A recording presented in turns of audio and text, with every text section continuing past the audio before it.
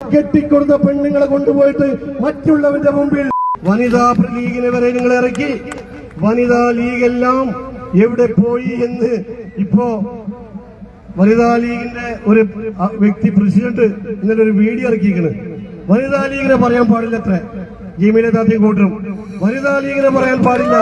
ജമീല താത്താണ് പറയാനുള്ളത്. രാഷ്ട്രീയത്തിൽ ഇറങ്ങിക്കഴിഞ്ഞാൽ ജമീല താത്താന് മാത്രമല്ല പാലക്കാട്ടെ തങ്ങന്മാരെ വരെ പറഞ്ഞിട്ടുണ്ട്. പറയും അതിനൊക്കെ കേൾക്കാൻ ആണത്വം പുളുപ്പുള്ളവൻ മാത്രം ഉണ്ടെങ്കിൽ മാത്രം ഈ പരിപാടിക്ക് ഇറങ്ങിയാൽ മതി. അല്ലെങ്കിൽ വീട്ടുമ്മയായിട്ട് വീട്ടിലിരിക്കാൻ സാധിക്കണം. അതാണ് വേണ്ടത്. അല്ലാതെ സയ്യിദ് അലി മജീദിനെയും പ്രവർത്തകരെയും തോൽപ്പിക്കാൻ വേണ്ടി വന്നാൽ അതല്ല, അതിന്റെ അപ്പുറത്തെയും ഞങ്ങൾ വിളിച്ചു പറയും.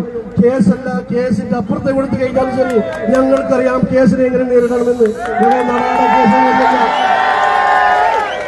ഞങ്ങളൊക്കെ കല്യാണം കഴിച്ചിട്ടുണ്ട്, ഞങ്ങൾക്കും അറിയാം. നിങ്ങൾ 20 പേരെ ഇറക്കിയിട്ടുണ്ടെങ്കിൽ 22 പേരെയല്ല 200 പേരെ ഇറക്കാൻ ഞങ്ങളുടെ വീട്ടിലും ഞങ്ങളെല്ലാം കല്യാണം കഴിച്ചു കൊടുക്കുന്ന പെൺകുട്ടികളുണ്ട്. കല്യാണം കഴിക്കുമ്പോ തറവാട് നോക്കുന്നത് എന്തിനാണെന്നറിയോ? ഇത്രയും കാര്യങ്ങൾക്കൊക്കെയാണ് തറവാട് നോക്കുന്നത്.